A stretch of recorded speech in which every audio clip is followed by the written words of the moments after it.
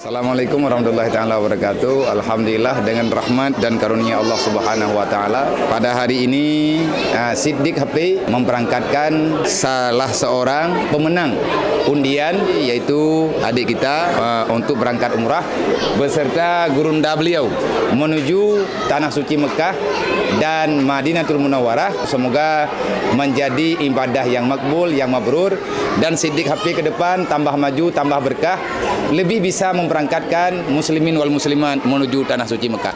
Selamat, semoga berkah. Amin.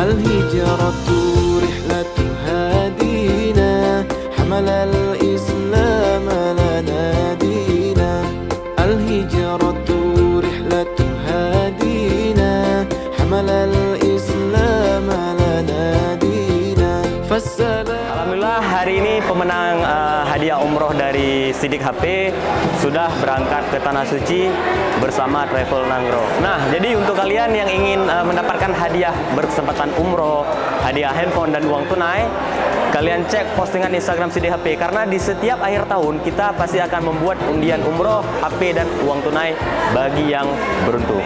Ingat HP, ingat Siddiq HP.